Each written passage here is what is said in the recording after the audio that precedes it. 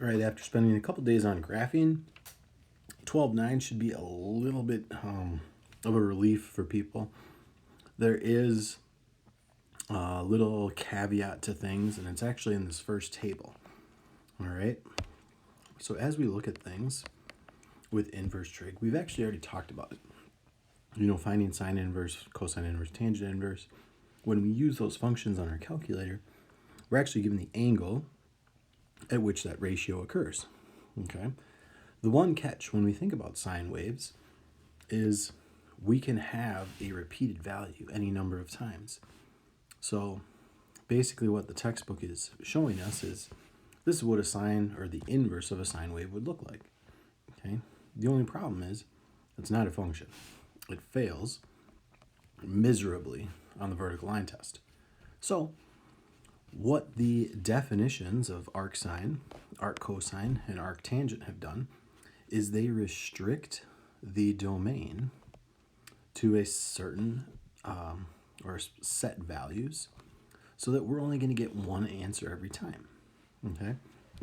If you notice on the y-axis, our angles range from 0 to pi halves. So those are all positive angles, and then 0 to negative pi halves, or negative angles. So that's going to take care of our positive and negative values. And if you notice, sine inverse is defined in this range. That way, when I type sine inverse into my calculator, I'm never going to get an angle like 570 degrees.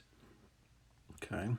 You will always, always, always get an answer between negative 90 degrees and positive 90 degrees. Or, if your calculator's in radian mode, negative pi halves and positive pi halves. Okay? With cosine inverse, slightly different. When we're thinking about our quadrants again, we know sine and cosine are both positive in quadrants 1. In quadrant 2, we know cosine is negative and sine is positive. So if we notice, cosine inverse is actually defined quadrants 1 and 2 because that takes care of our positive cosine values and our negative cosine values. Okay? Tangent inverse is defined very similarly to sine inverse, where we're going to have quadrant 1, or our answers are going to appear in quadrant 4 because that's going to take care of our positive sine and tangent values and our negative sine and tangent values. Okay. Again, the reason these definitions have been made is so that every time we use this functionality in our calculators, we're only going to get one answer. Keep in mind that if we did take the inverse of a sine wave or cosine wave, that there's actually an infinite amount of possibilities that work. And that's probably the hardest thing for people to keep in mind, is that when I look at example 1, all right, I'm looking at x values where cosine's negative 1/2. Well, I could pick any number of angles on the unit circle. But when I look at cosine inverse, it's defined between 0 and 180 degrees, or 0 and pi. So I know that when I look at my unit circle and I'm looking for the negative 1/2 value, I'm going to be limited to these quadrants 2 and 3 because that's where my x coordinates are negative. But since my definition is between 0 and 180, I know it has to be in quadrant 2. So my answer is 2 pi thirds, or 120 degrees. All right.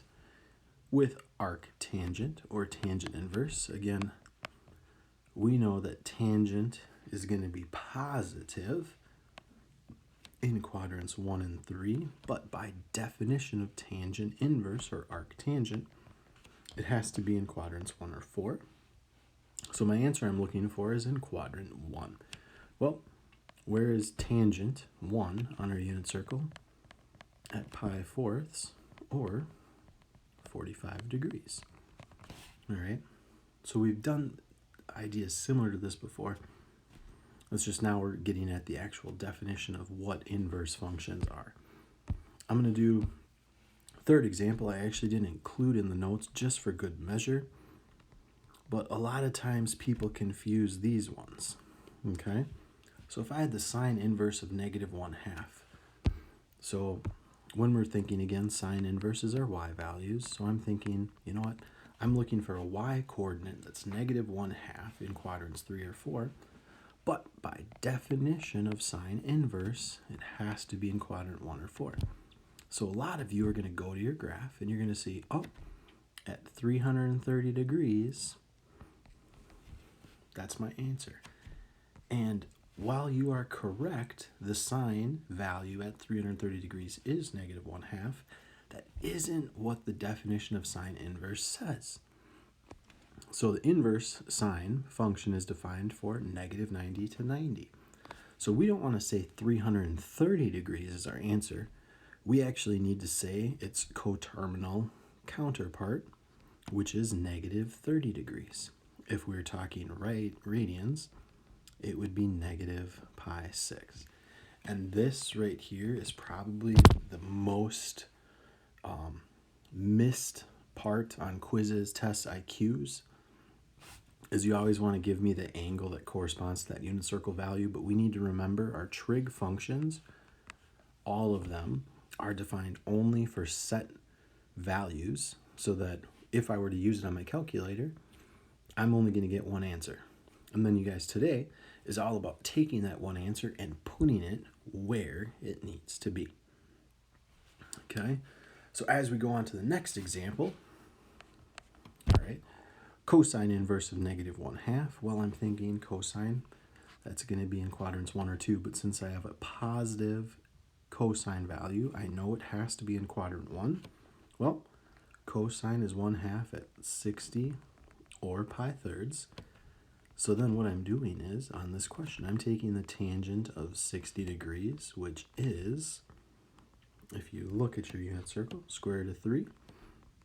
And the question says round to the nearest thousandth, which is the third spot from the decimal. So my answer should be 1.732.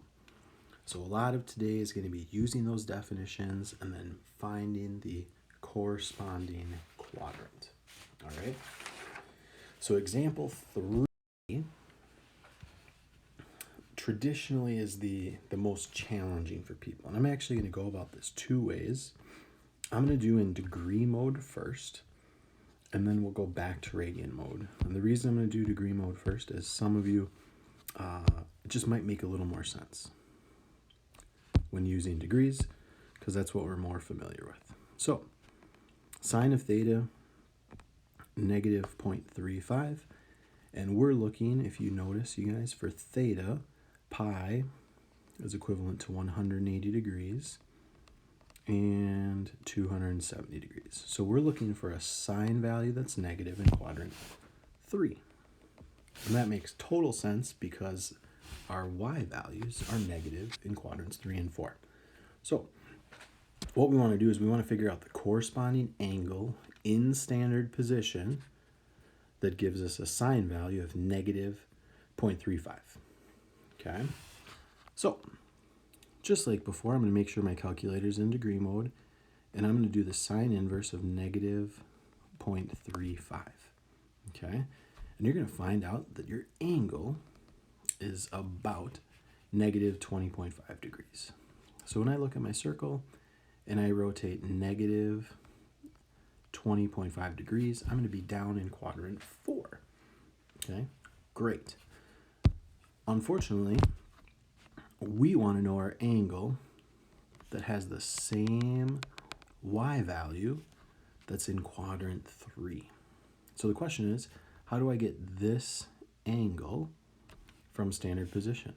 Well, you know that angle's -20.5 degrees. So what's this angle have to be? Well, it has to be 20.5 degrees as well. And since we know that a half turn is 180, what's 180 plus 20.5? Well, that's 200.5 degrees.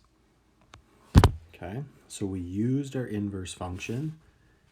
It spit out an answer between -90 and 90 degrees, just like the definition is stated as before. And then what we need to do is take that and put it in the location we're looking for. And you guys can always check when you're finished, because if I type in my calculator the sine of 200.5 degrees, I'm going to get negative 0.35. So it does check. All right, we're going to do the same thing now with radians. So what I need you to do is go to mode on your calculator, look at the third or fourth line down, and you're going to flip it over from degrees to radians. Okay, and this is where this chapter gets tricky, because some questions are going to be in radians, some questions are going to be in degrees. So you need to be very conscious about what mode your calculator is in. So just like before, all right, we're taking our value here. Let me zoom in a little bit. All right, we're going to do sine inverse on our calculator because we're going to be looking for theta. Okay, so I do sine inverse negative 0.35 in radian mode. I get 0.358 radians. Again, when we're thinking about our unit circle, all right, that angle is 0.358 or negative 0.358 radians. I don't want that angle. I want the corresponding angle that's between pi and 3 pi halves, or in quadrant 3. So what do? Well, I'm going to take my radian measure, or my reference angle, which is 0.358, and I'm going to add pi to it, and I get 3.499 radians, which makes sense. Pi is 3.14. 3.5-ish is obviously slightly larger than pi. So if I have 3.5 radians, that angle is going to be in quadrant 3. Again, the nice thing about algebra, you guys, you can always check. So if I type in 3.499 in my calculator, surprise, surprise, you get negative 0.35, which is exactly what it should have been, because remember, our sine value is related to the y coordinate at each of those points. Okay, so again, to kind of go through this, be very conscious about what mode your calculator's in, but we're going to use sine inverse, cosine inverse, tangent inverse to figure out the angle. All right, you then want to determine the reference angle, whether it's 20.5 or 0.358, and then you need to put that angle in terms of your graph. All right, if you want a little summary, I'm going to actually move down here. Okay, if you look at this chart, all right, when you figure out your reference angles, here it's just going to be theta, obviously. Just like we did on the last problem, it's going to be theta plus 180 if you're in degrees, or pi if you're in radians. If you're trying to get an angle in quadrant 2, it's actually going to be 180 or pi minus theta. And that's going to give you the angle from standard position.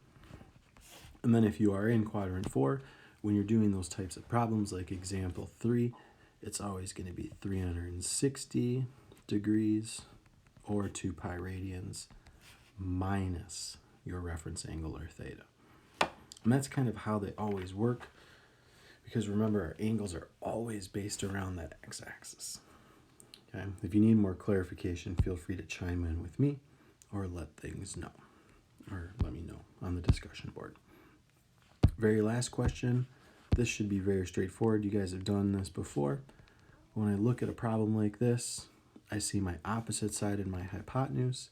So the fact that I wrote tangent was completely incorrect. We know that our ratio should be sine. So sine of theta equals 6 over 9. I'm going to do inverse sine, correct? All right, to get my angle. So when I do inverse sine, sorry, I got to run it through the calculator quick.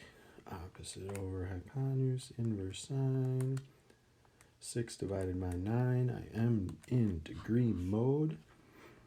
I get theta is 41.8 degrees. All right. So there, it says, what's the angle of elevation to the ramp?